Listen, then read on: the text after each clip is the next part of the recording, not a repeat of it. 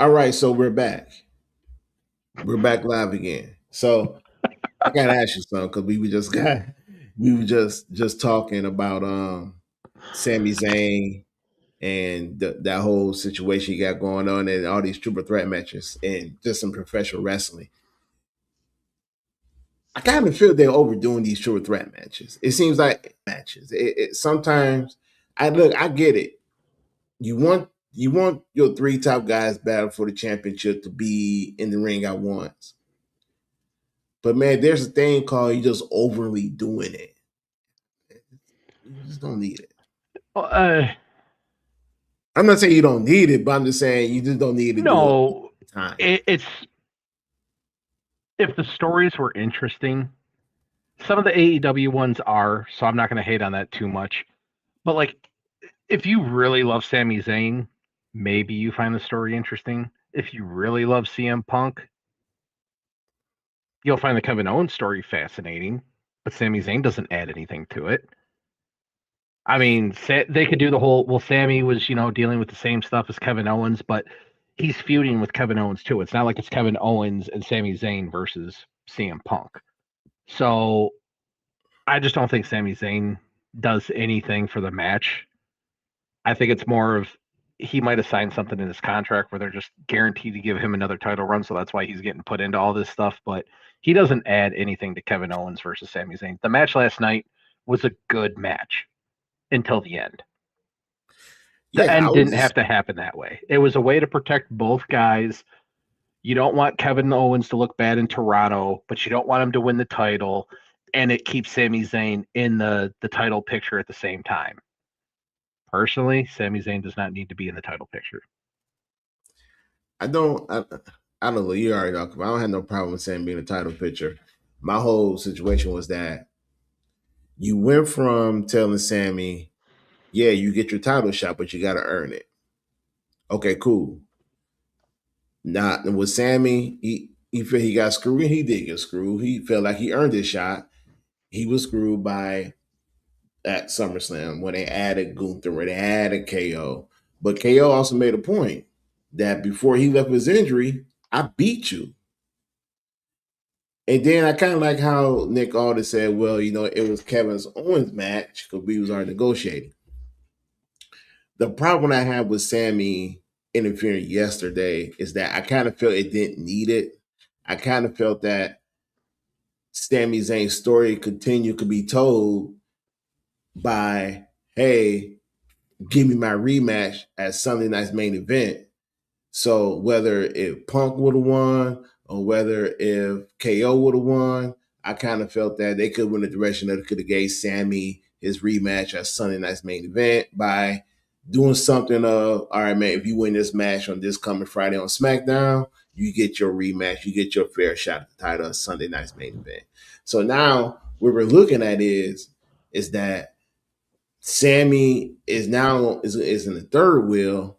He's going to be in this triple threat match eventually they're going to make, and it's just unnecessary because now the only thing Sammy wants is a one-on-one match, a fair shot one-on-one match. You do a triple threat match, and if he loses by a screw up, he gonna continue to complain about, hey, I didn't get my fair shot. Yeah, and the whiny Sami Zayn character is so annoying. But what also is confusing is since Sammy turned on his best friend, well, actually they do that a lot, so I can't even complain about that. But are we looking at the heel Sami Zayn, or are we looking at a Sami Zayn just frustrated? I don't care because you still have to see Sami Zayn regardless. That's my honest opinion on it. But also, I was hoping that they would tell more story. They would build on this story with Punk, with Owens, by one of them losing, one of them winning. That story continue. But besides the whole, he called me fat, he doesn't like that I wear a t shirt, I hate him because he doesn't like me, there's not a lot there. Nah, Like and it the, could have the, been the more there. story itself, they're not making any new story. They're just using old stuff from 20 years ago to make a story, but they haven't made a story. It's just taking what happened 20 years ago, making a match out of it. There's no story here. You've used it Well, up. yeah, You they haven't have done anything to create anything new. now they have a framework for a story. It's no problem going back for 20 years ago. Just make it to a story.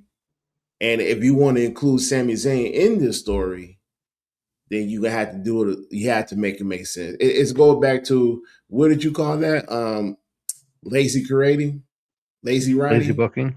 Yeah. lazy booking. Because regardless, I know how you feel about Sami. You know how I feel about Sami. Sami Zayn is a very good wrestler. Sami Zayn, we gotta give him a lot of credit. He's probably the best story going on SmackDown right now, because there's really no other stories going on. Not in the women's division, not in the mid card division. If you want to say Trick Williams and Baron Corbin is a good No, story, that Trick Williams Baron just found Corbin out thing yesterday is. Lil Yachty is going to be wrestling that Sunday as main event. And if he lasts 5 minutes of Baron Corbin, Trick Williams get his title shot. I look at that as maybe that's the way of they're going to split up Trick and Yachty. I could be wrong. Lil Yachty has run his course at this point. He's not adding anything to that whole Well, dynamic anymore. I read some reports that they're pretty happy with Yachty. From what he's done well. You haven't heard me complain about him one bit. No. But the extent of what he's done, he's not adding anything new. Now, maybe something happens with this 5-minute match and he shows something that he said he wants to be a wrestler. He's not going to give up that kind of money to be a wrestler. I don't know. Well, maybe. I mean, granted, they not. have been impressed with his work ethic, and they appreciate him putting all the time in at the Performance Center training for his first match. So I guess we're gonna see how he looks. Yeah, I and I mean, have no doubt he'll probably do a good job. They seem to put effort into these guys to actually get them trained up right, starting with Bad Bunny. Jelly Roll has been decent. But again, Jelly Roll actively talks about how much he wants to be a pro wrestler. He ain't giving up that kind of money. He's one of the hottest acts in the world. He ain't giving up that money to be a wrestler, yeah, making them three, yeah, 4 million a year. we talking about Jelly Roll and Lil Yachty, two different artists. Yeah, I mean, rap music doesn't sell anymore. That's been proven. So maybe he will. Now, rap music sell. It's just the freaking artists who out here making these rap music, they don't sell.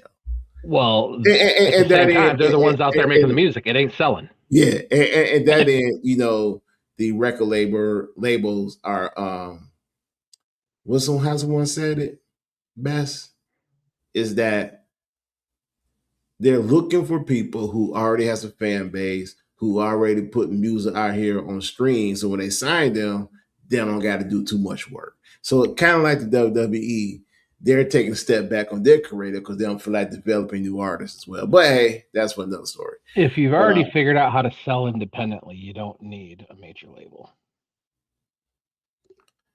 Just saying. You might sell less, but you're keeping all the money. Yeah. I mean, shoot. Shout out to Lotto. I mean, Tech-9's doing quite well. But this is the one I did want to talk about. I didn't put on Newsday Saturday. And it should have been part of Newsday Saturday because I kind of felt this was probably the biggest letdown in anybody making their in-ring debut in a very, very long time. For 4.5 months, Blake Monroe was on SmackDown. She's been in the back. I forgot about it. I mean, I was like, what are you talking about? I was like, oh, yeah, I forgot. There you go. So she's been in the back. She's been doing behind the scenes. She's been attacking people. And out of the blue, Nick Aldis like, well, you've been attacking with wrestlers in the back, jumping them from behind. It's time to make your debut match. Now, granted, we already know that she don't want to just fight anybody. She wants to go right straight to the main event scene. She wants to be in the main card. She wants the title. The lackluster debut that they gave her yesterday. No music. Hey, let's work on that part. No music. No introduction. And it came at the spite of Julia, who came down to the ring, full of music, full of ready to go for a match. She gets attacked from behind, throws her in the ring, beats down Julia. No match. And she walks away. You had this woman, and what we all been saying on this show, on Twitter, Instagram, anywhere you can find any professional wrestling content. Everybody's pissed because it goes back to, why did you have her down to NXT? She didn't need to be in the NXT. She's a major star. Rhea Ripley is out. Charlotte Flair is doing tag team stuff. And last time we seen her yesterday, she was playing with Alexa Bliss's hair. Chelsea Green is your champion. Tiffany Stratton, look, Took another loss. Basically squashed her yesterday against Last Legend. Now, let's keep it real. You have Blake Monroe. Your women's division is not looking good. You have this woman here. She's a top-notch superstar. She's a main eventer. You wasted 4.5 months of her time. And this is how you debut her for her first match. I mean, look, a fifth grader could have done a lot better. You have a show between both shows. You have Io Sky, Liv Morgan, Rhea Ripley, all three of Fatal Influence, all three of the baddies. So again, Jade Cargill, Meechin, B-Fab, Fallon Henley, the one I can never remember the name of, and JC Jane. You've got Tiffany Stratton, Chelsea Green, so many, Io, if I didn't say Io already. Bailey's technically still probably for another couple months. You have a full roster of top tier main event women. There's no reason they don't have their own show. If the reasoning, which I know Triple H will say, well, we only have so much TV time, make another show. If Netflix loves you as much as you claim that they do, pitch to Netflix an all women's wrestling show. Take the women off of Raw, take the women off of SmackDown, give them their own hour and a half, 2 hour show, 2.5 hour show, whatever it is. I'm willing to bet it's going to do better than NXT. It'll probably pull more ratings than AEW. And then you have nothing to complain about. Because again, most of the women are more entertaining right now than what they're doing with any of the guys. Because Raw is dominated by Vision and Bloodline. The Vision is completely useless and boring. You had something decent that you could have done. You made it boring. The Bloodline, I don't think there's anybody in America that truly actually cares about the Bloodline because they're just rebeating a dead horse already again. You could do something different and actually probably put on a better show because you have more entertaining characters on the women's side than what you do on the guys' side. Their most entertaining characters are sterile and boring. Cody Rhodes, Randy Orton. It's the same thing every single time. Well, I'm Randy Orton. I'm unpredictable. You're my friend, but I'm going to turn on you because I'm obsessed with the championship, even though I haven't been champion in years. That's all it is. It's not. Prime example here. You have all these women in the SmackDown locker room, who, and by the way, by default, is probably the best women's division in WWE because the Raw women's side consists of the Judgment Day, Io, and Becky Lynch and Stephanie. That's 6. I didn't even name half of what you just named. The SmackDown side got nothing from top to bottom, number stars and young stars. They need to build up. Hey, hey, my number one fan. Somebody's waving to you. It's a shame. It really is a shame that you debuted Blake Monroe the way you did, and you want to call that a success? Or we building something to it? It's just lazy creative because you had nothing for her. For four Mm-hmm. and a half months, you had nothing for her. When she was called to the main roster, we did we get any vignettes or did we get anything to You promote got a her? couple vignettes for A Blake couple, Monroe, yeah. right? A couple. So I seen Stephen Victor had a better vignette. I seen Stephen Victor had a better debut than Blake Monroe. Well, that's Triple H's crush, of course. Michin had a better debut than Blake Monroe.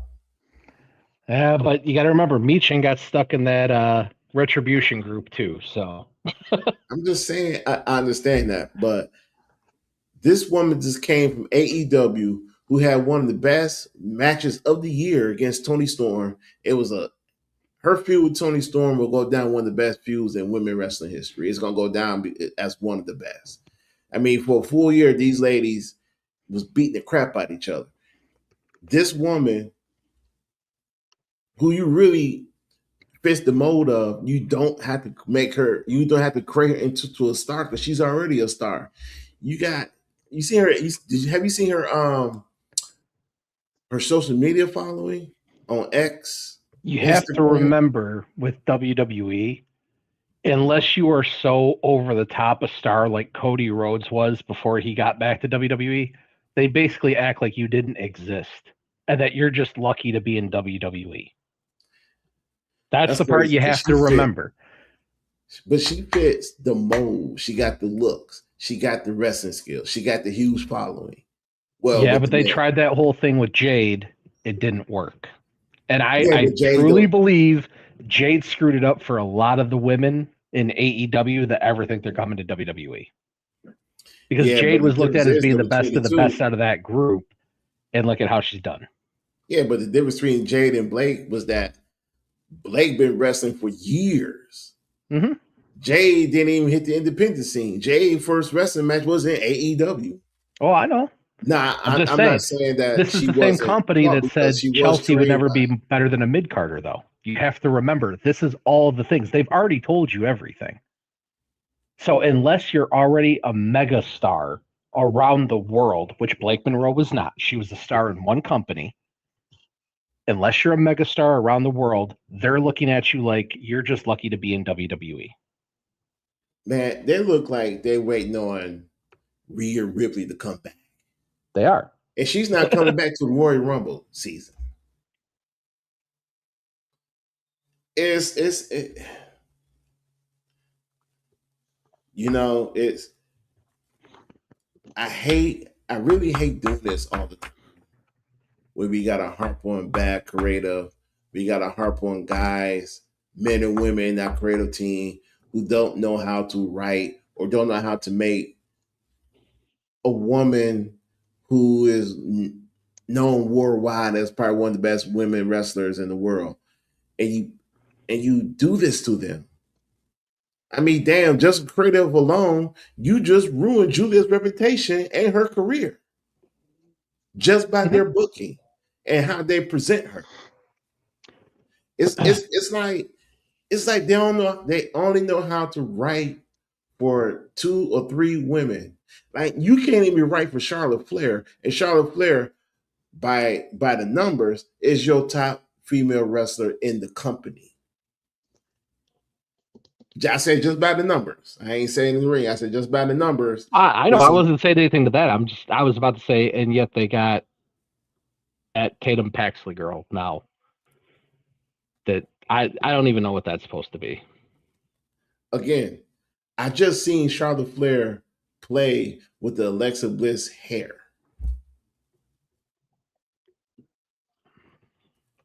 I'm the only person I know of that's calling for WWE to add a third show and make it an all women show. You would you would fix all of the issues that they basically use as an excuse of, oh well, losing the third hour really hurt us, and well, there's only so much TV time at a women's show. Do what you do with SmackDown. Record it before SmackDown, like you do main event. Record it before then, or record it before Raw, and have it air on a different day. That way, you're taking the women off of Raw and SmackDown. You're featuring them on their own show. So it's not like we're penalizing the women. If anything, I'm trying to elevate them far more than the WWE ever will. Give them their own show, even if it's an hour and a half. It's an hour and a half dedicated to them. Realistically, in WWE time, it's 45 minutes of wrestling time, 45 minutes of commercials. But for WWE, it's more commercials. For the network, more commercials. But at least at that point, they're getting featured time. It's not just an afterthought of, oh, well, we've got 8 minutes left in the program that we need to book for. Oh, go throw in a backstage segment with the baddies and Charlotte Flair, Alexa Bliss, and Tatum Paxley. This is a bad look, and I can't believe the progress in the women division I took over the years. These last 2 years, they took a major step back because creative is so terrible. I don't have the answers. I don't think none of us have the answers. If We you're gonna a see this. woman's wrestler in the WWE and you were around for the last Evolution pay-per-view PLE thing, it's probably in the back of your mind at all times that you're looking at leaving. You heard about from the stars themselves, Rhea Ripley, that they basically threw the thing together within a week. There was no plans leading up to it. The presentation of it was terrible. Like everything about it was completely slapped together because they don't prioritize it. They like to claim that they do, but the proof is there that they don't. You had a black women's champion, which you guys should be rallying around, that did nothing for 100+ days. And then you try to make it her fault. You then have your stereotypical beautiful blonde girl, had the title for almost 100 days, not doing anything with it. You put her as the feature of a PLE. You let her win. Now she's back to doing nothing with it. I mean, all the wait for Stephanie Vacher to come back. Liv is basically just the extra in the Becky Lynch Stephanie feud. She's not even the focal point, and she's the champ. It's very much like when Bianca and Rhea were doing their whole thing, and Io got added in, and they didn't pay attention to Io, and then Io ends up winning. Yeah. But Hope they understand that Bianca and Rhea not coming back no time soon. Rhea will be back sometime in January in time for Royal Rumble. You do not know when Bianca's coming back because she's a you don't mother. know Naomi might be back this year. She might wait until next year. So you don't have Naomi on the docket anytime soon either. And we'll get to Bailey, but I don't think Bailey's coming back. nah. But let's change gears. So JCW Bloodymania 19 took place yesterday. Now, Jamie's currently watching it because Jamie is all in on that. Matter of fact, he's watching right now. Might be doing the show. That's I why he's actually do not have it paying up in the corner over there. I was supposed to watch it yesterday and I got busy. I was it's watching other stuff with the gathering going on right now because Tech all right, Nine's supposed to be but getting there within like the next hour. it was held at Mother's Nature's Riverfront Retreat in Max Creek, Missouri during the gathering of the Jugalos. The event streamed live on Psychopathic Records on YouTube channel. Unfortunately, I ain't had enough money to send my brother down there for the Jugalo event. But next year, you would definitely will see Jamie down there. And No, you won't. I've had my fill of that. I haven't gone to one in over 10 years. you will I definitely did my see him time. there next year. Now, if you see him wearing any clown makeup, clown costume, please send that picture. No. Because I'm going to post it on every social media site. But the match card as follow for the tag team title: Cocaine and James Storm versus Shane Mercer and Steve Flo. That's for the men's tag team championship. Well, tag team match, not for the championship. The JCW women's title number one contendership match: Alice Crowley versus Haley, J Rod, and Nyla Rose. The JCW World Tag Team title: Chopper City versus the Outbreak. The JCW World Heavyweight title match: Josh Bishop versus Facade and Father Bronson. And the JCW Women's title special referee Gail Kim was in the house yesterday. Shout out to her. Danny Moe versus Hokane. and ACW Lunacy World Title. Khalid Cloney versus Mr. Happy. The simple fact that there's a Hokane, I, that's why I told you about Hokane. you told me about it, but I haven't seen her. So now I'm gonna see her later on today. And you'll catch me and Jamie on Monday because we're gonna talk about this stuff. We're gonna talk about it. So give your boys some time. So it'll be a special show on Monday. We're gonna talk about the JCW pay-per-view. So what match are you looking forward to? I mean, the James Storm tag team match is always going to be solid. Hokane is actually very entertaining in the ring. I wouldn't be surprised if someday in the near future she went to a bigger promotion without the mask and everything else. Um, Josh Bishop is great. So the world title match is going to be good too because Josh Bishop is great. He's another one that I wouldn't be surprised in another year or two if he's in like an AEW or an NXT. Don't say NXT. I mean, NXT is a dumpster fire, but I'm looking forward to seeing all the matches. You know, from the three, I four. mean, Outbreak is great. The whole card is going to be good. The Outbreak tag team is great. You'll like them. Um, yeah, it'll be good.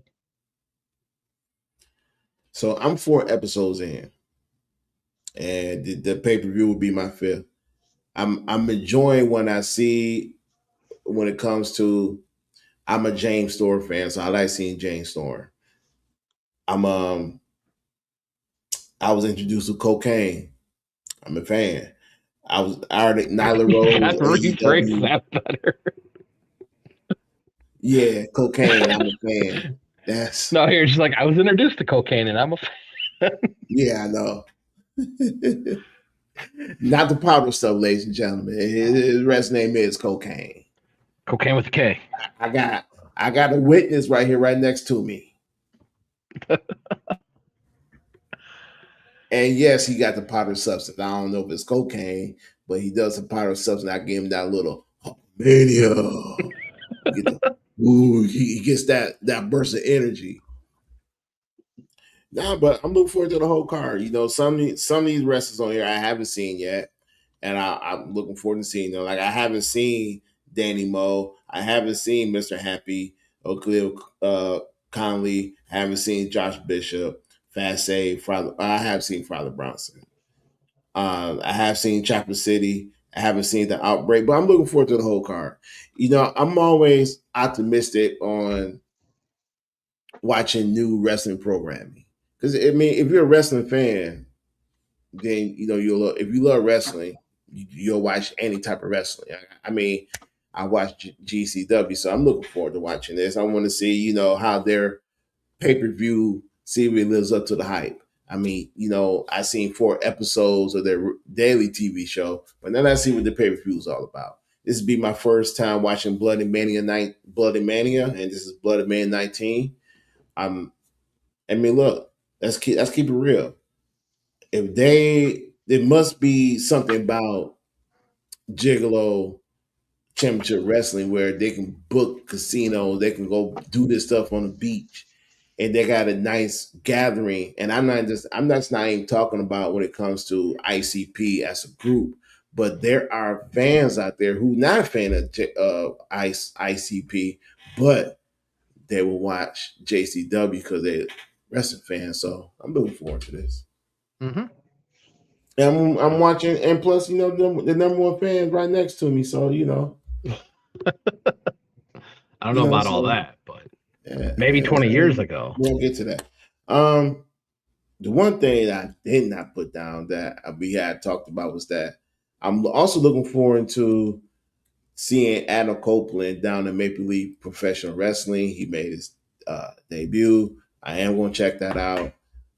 That's newsworthy, especially for a small promotion like Maple Leaf Professional Wrestling. They gave one day a homegrown, hometown kid, hometown guy on their show. Adam Copeland, regardless of his age, he's still a big name, and that's good for that promotion. And that's what I mean. Well, they had a lot of big name wrestlers, Yeah. but nothing bigger than Adam Copeland. So no, that's good for them. Yeah, there's going to be a lot of talent, I think, in the next probably 6 months that's going to be available that you're probably going to see on the indies. I think we're probably going to get another indies wrestling resurgence because there's a lot of contracts in WWE that are about to expire, and there's a lot of contracts in AEW that are about to expire. And I'm glad you said that because that's a nice segue to the main topic today on Newsday Saturday. Oh, and make sure you guys like, subscribe, and share the show, by the way. Oh, and this is the Center Finisher podcast, DS Walking Jamie. Ilja Dragunov is no longer part of WWE. Now he wasn't released. They let his contract run out. They offered him a new contract. He declined it. And he declined that contract back in, I don't know, 4 months ago. So they took him off TV. Wasn't in catering. He was just chilling at the house. And that's what I call it. This sparked a passion, very passionate conversation on social media. Um, Myself and Jamie was involved in one. Jamie had tagged me in and part of this situation. Everybody, depends on who you are. A lot of people are upset by this release because Dragunov is a good worker. He's a good in-ring worker. He's actually, if you count it, he's like one of your top three best wrestlers in the company, other than Gunther and Chad Gable. This Yeah. Oh, go ahead. this is all about. This is not about the man what he can't do and everything. This is all about WWE relying on their analytics. That this guy does have a big following. He does have a big fan base. Um, so they don't see him as a main eventer, a mega star, a big star. But if you know your professional wrestling, you would know that over the years, you always have certain guys where, yes, their personality is boring. Yes, they don't have a big following. Yes, they don't look like a mega star, but they get over with the fans with their wrestling. I can name a few right now. Brian Danielson, that's one. Dean Malenko, Chris Benoit, currently Gunther.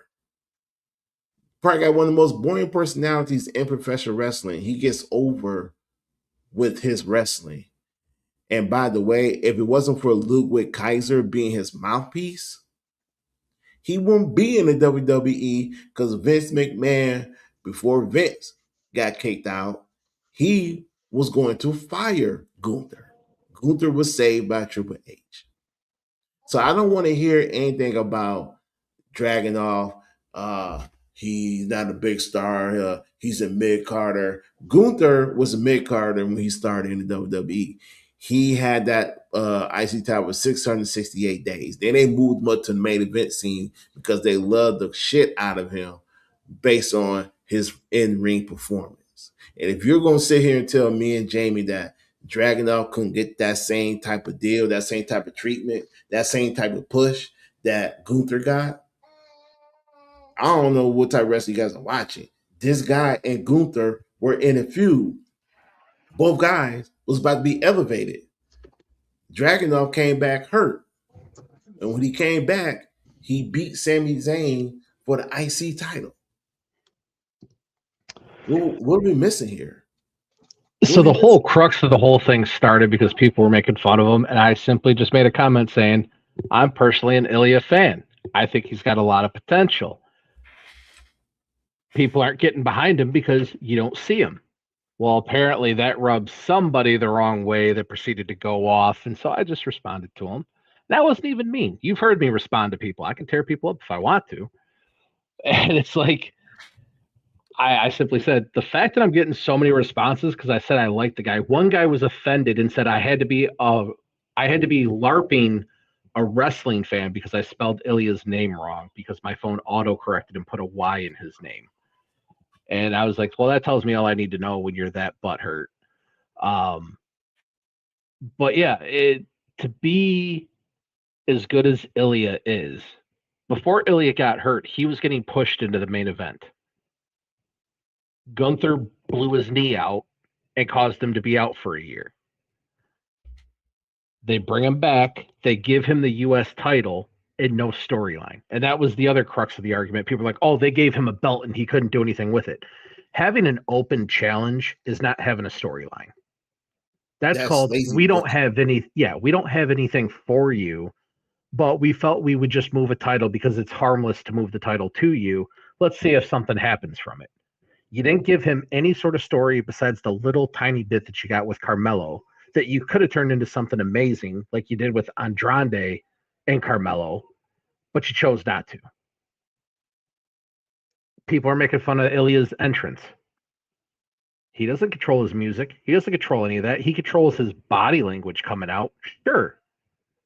But at the end of the day, Triple H is the one that controls the character. So if I told you, Deshaun, you're going to be a pro wrestler, it is up to you to get over with the fans. I'm not going to use you on TV. We're not going to use you in dark matches. You're going to sit in catering, but I need you to get over so you can earn a spot on TV. What do you have left to do? You're going to go on social media. You're going to make posts to get fans behind you the best you can. And hopefully you can get some LA Knight kind of traction. If not, it's your fault that you didn't get over.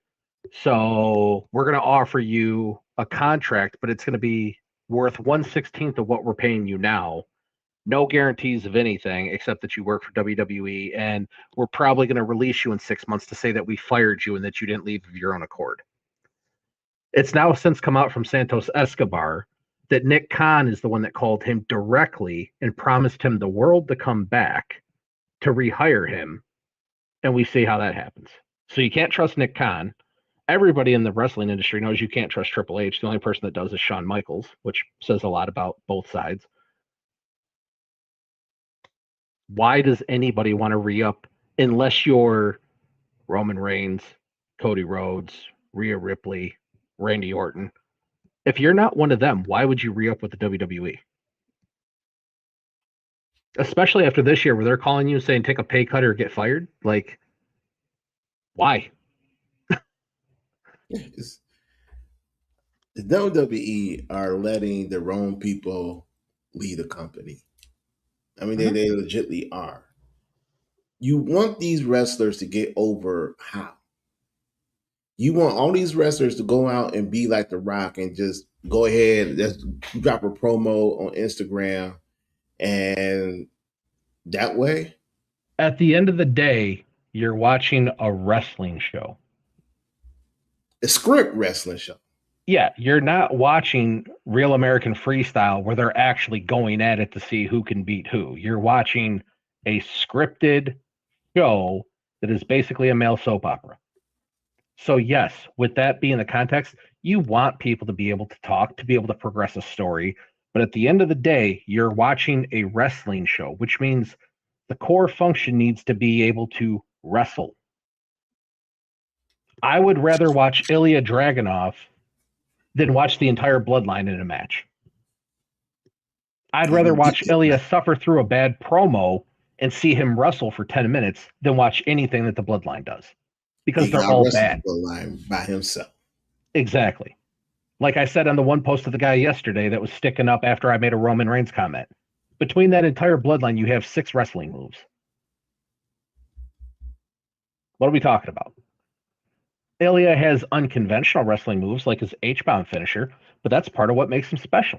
He does a move that nobody else is doing. And he makes it look good. You will want somebody to be different. And again, you want managers in wrestling. Not every single person needs to be The Rock or Chris Jericho on the mic. If they were, that would get old. That's what makes Jericho and The Rock so good, is that they could go in the ring and that they were great on the mic. Am I saying Ilja Dragunov is going to be an all-timer? No. Is he a great wrestler? Absolutely. Could he become one of the best of all time? Sure. Brock Lesnar. Brock couldn't talk his first probably 10 years in the company. Even when he came back after the UFC and after the football and everything else, he still really couldn't talk. still had Paul Heyman doing all the talking. It wasn't until these last couple years where he actually came out of his shell, had the long hair, the cowboy hat, and all that stuff, and started doing his own stuff, and it was great. Even Roman Reigns now can't even keep track of his script and has to have Jey Uso yelling his lines to him on Raw. Like, yeah, being able to talk, if you can pull off and be a John Cena, look where you get to. Not everybody's going to be John Cena. But the problem that I have with everybody thinking is that even you can talk, that still means you're not going to get over. Well, everybody was trying to compare it in the comments yesterday to the Attitude Era. There's a lot of people in the Attitude Era that couldn't talk. People think that Kurt Angle was like this masterpiece on the microphone. Kurt Angle stumbled over his own stuff more than he ever said anything, period. It wasn't until he got to TNA that he actually got pretty good on the microphone. And a lot of that's because he was doing the whole thing with Jeff Jarrett and the whole wife swapping thing. So that's real life stuff. That's not even like promo stuff. But there's the guy. I've been watching the wrestling since the 80s. Yeah, cool. But yeah, like that. You gonna sit here and tell me the Andre the Giant cut a good promo? Yeah. Are we gonna sit here and say that the Junkyard Dog cut one of the greatest promos ever? And again, not everybody needs to be the best, because at the end of the day, not everybody's going to be the best, or there would be no best, because everybody would be average. So look, all I'm saying is that the WWE had the main event guy right there in palm of their hands, and they decided not to push him because of analytics. And also, according to reports, that there are going to be more wrestlers like Ilja, who are big stars, between now and December, won't be renewing their contracts with the WWE. Now, obviously, we haven't seen Bayley. Bayley's been home. And according to reports that I said last week, that WWE's upset that she ain't signed a new contract. Bayley's best friend is one of the biggest stars in AEW and actively wants her over there.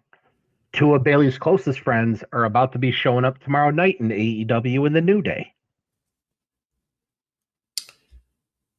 Bayley has a new wrestling name that everybody's talking about. I'm gonna make sure I bring it up on Monday. Team Cheeks. I'm just interested to see who else is going to be behind, who's next, because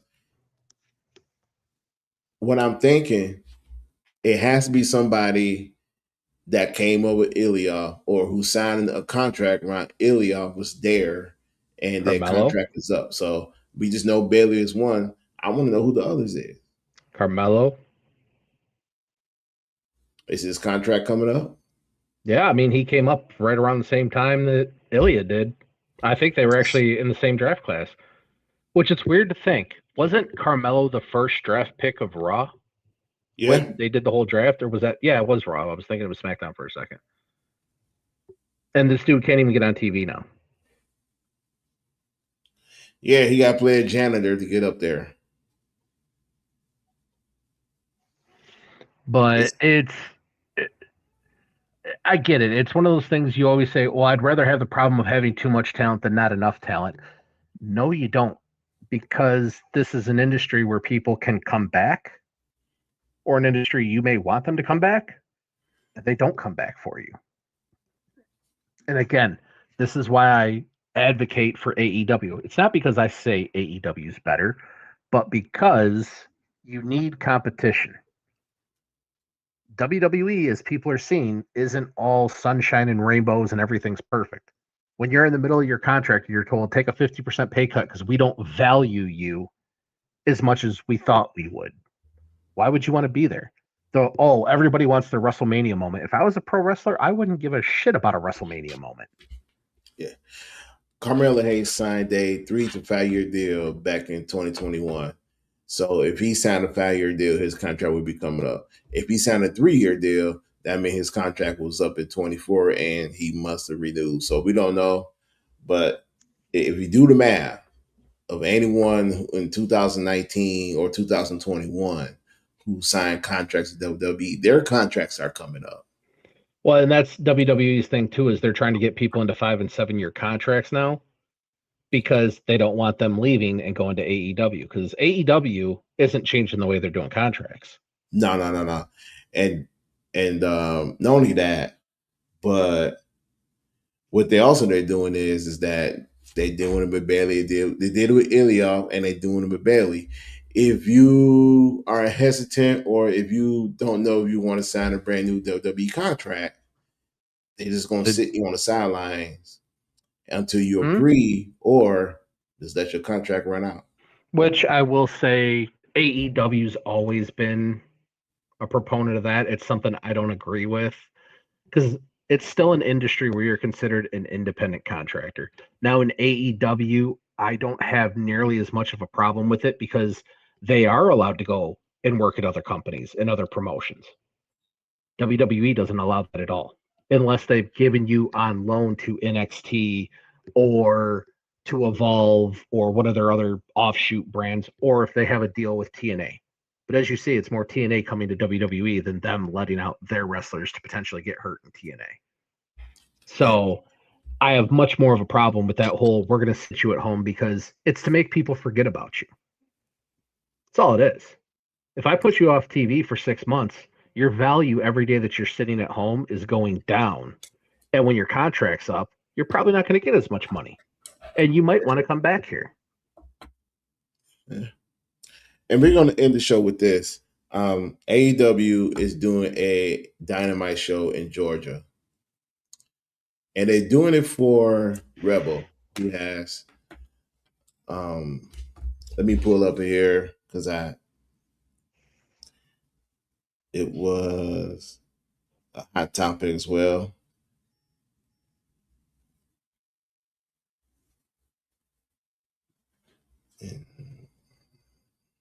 Talking about the charity show, right? So AEW is hosting a special television event called AEW Rebel Heart Dynamite on Wednesday, September 9th at the Atkins Ford Arena in Athens, Georgia. The live show honors original roster member Tania Brooks, Rebel, following her ALS diagnosis in March of this year, who proceeds benefiting ALS and Team Gleason. Now, why is that important? It's important because it's about Rebel. And here on this podcast, SFP, we wish nothing but the best for Rebel, and we're hoping that she beats ALS. You know, ALS is a horrible thing to have, and we've seen a lot of good people get their lives cut short because of ALS. So we are pulling for Rebel. Hopefully, me and Jamie will get the opportunity to do the Ice Bucket Challenge, and we'll post to social media. But the reason why I'm also talking about this is because one of Rebel's closest friend in wrestling, Dr. Britt Baker, might be on the show. Now, there were rumors that Tony Khan and AEW were in talks of breaking Britt Baker back. And if they do, this will be the place where they'll bring her back, honor her friend. Britt has been on TV in a very long time. I want to say 2 years, might be a little longer than that. And if they do bring her back for this show, I hope it's not just a one-off. The women's division can use Dr. Britt Baker. Yeah. I mean, if you think about the top of your car with Mercedes, with Tekla, Willow Nightingale, you can throw in Athena. To me, Athena is one of the best women wrestlers in the company. And you can also have Dr. Britt Baker. Longer champ run than Roman Reigns now. Yeah. Shout out to Athena on that, by the way. You can have Dr. Britt Baker. That's 5 women in your main event scene. I know I'm missing 3 others. Oh yeah, you got Jamie Hayter, Chris Statlander.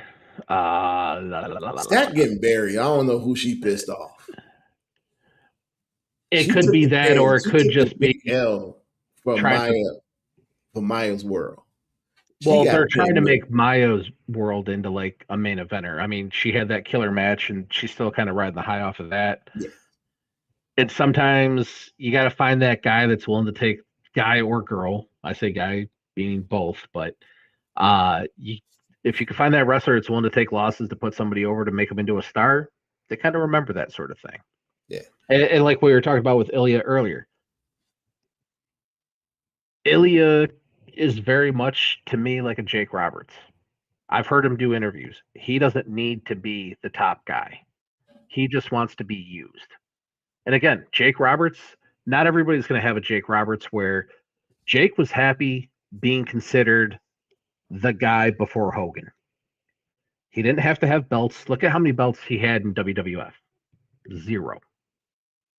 But he was around forever. And he was a main eventer, had the feuds with Ultimate Warrior, Macho Man, like all those mega feuds before Hogan.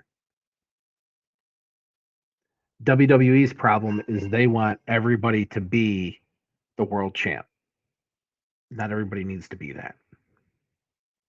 AEW, especially with the women's division, they're constantly pushing people up there, which is, I think, part of why you're seeing Statlander lose a lot. Jamie Hayter's probably going to go through that rotation next to get Statlander back to baseline. And that's all they're going to do is they're going to keep circling it around to keep everybody on an even keel. Because if there's one thing Tony Khan is pretty good about, it's keeping everybody pretty equal. Yeah. I guess. I'm just, as a wrestling fan, it'll be nice to see Dr. Britt Baker back on TV. I don't know. Did she reopen her practice? Come back, it's gonna be very emotional because it's gonna be the show gonna be about one of her best friends, and I will be tuning in to watch that actually because I'm looking up to see if she reopened her practice. I'm looking to see if she reopened her dental practice. Well, she does dental. Well, she works in Orlando as a dentist. Well, she had closed her practice a couple years ago to focus 100% on wrestling. But I'm looking now to see if she reopened her practice, then she's not going to be focusing on wrestling again. And she has not reopened it. So she could be. Wait, I thought she was working out of practice. She didn't have her own. She owned a practice. She owned one. And a couple years ago, she shut it down to focus 100% on AEW. But then all that stuff happened with MJF and everything else. And I just looked it up to see if she had reopened it, and she hasn't. I think she needs to reopen that. I mean, there's always been rumors that WWE wants her, but AEW keeps extending her contract out because of the injuries and everything else. So, well, look, if you see what's going on in WWE, you might want to just take a look. 100%. I wouldn't be going over there. Yeah, but September 9th, I think. September 9th, I will be tuned in, and again, it's for a good cause, and I encourage everybody to watch it. So, with that said, ladies and gentlemen, thank you for joining us today. Oh! I got one more thing. Okay. On Monday, make sure you're watching. Tune in, JCW, Bloodymania preview. We're going to give you everything we like. We're going to tell you guys what we think. And also make sure, what's your favorite match that you have seen? Me and Jamie will give you our favorite matches that we have seen over the 40 plus years we've been watching wrestling. Weren't we supposed to do something on this show that you said we were going to do? Yeah, I moved to the next show. Okay. Because I couldn't, the format, it just didn't fit in the format. So we're going to move that. 2 things we're going to need from everybody for the next show. So make sure you guys tune in and watch. And everybody enjoy your Saturday. This has been the Central Adventure Podcast. The S Walk. Jamie, we're out. Peace. Later.